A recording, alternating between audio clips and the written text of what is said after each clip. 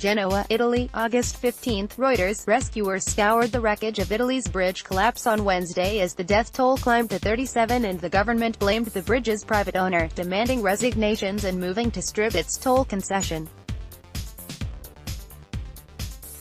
The 50-year-old bridge, part of a toll motorway linking the port city of Genoa with southern France, collapsed during torrential rain on Tuesday, sending dozens of vehicles crashing onto a riverbed, a railway and two warehouses.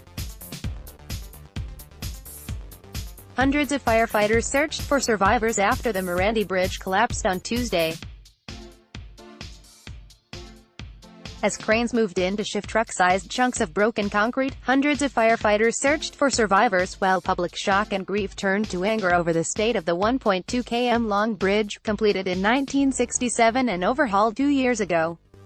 The condition of the bridge, and its ability to sustain large increases in both the intensity and weight of traffic over the years, have been a focus of public debate since Tuesday's collapse, when an 80-meter span gave way at lunchtime as cars packed with holidaymakers as well as trucks streamed across it. Deputy Prime Minister and Interior Minister Matteo Salvini said the private sector manager of the bridge had earned billions from tolls but did not spend the money they were supposed to, and its concession should be revoked.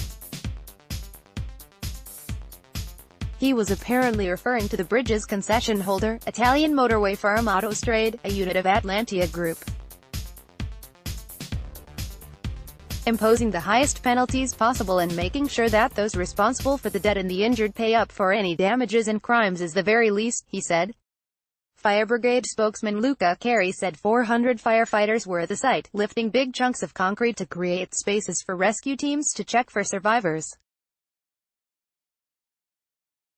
Italy's transport minister said on Wednesday he had begun a process to strip Autostrade of its concession and he demanded top Autostrade managers resign. Autostrade per l'Italia was not able to fulfill its obligations under the contract regulating management of this infrastructure, Danilo Toninelli said on Rai One State TV, adding that he would also seek to levy heavy fines against the company. Structural inspections. I have given mandate to my ministry to start all proceedings to apply the agreement, that is to revoke the concession from these companies and seek significant sanctions which can reach up to €150 million based on the terms of the contract. Atlantia and Autostrade did not immediately respond to requests for comment. The Morandi Bridge, named after the engineer who designed it, forms part of the A10 motorway run by Autostrade. The 34-mile stretch of the A10 accounts for around 1.7% of total network traffic for Italy's biggest toll road operator, according to one analyst's estimate. The top management of Autostrade per l'Italia must step down first of all, Toninelli said in a Facebook post. He also the government would inspect the structure of aging bridges and tunnels across the country with a view to launching a program of remedial works if required. Within hours of the disaster, the anti-establishment government that took office in June said the collapse showed Italy needed to spend more on its dilapidated infrastructure, ignoring EU budget constraints if necessary.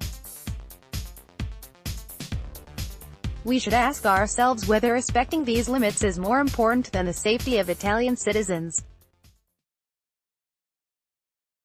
Obviously for me, it is not, said Deputy Prime Minister Matteo Salvini, head of the right-wing League, part of the ruling coalition.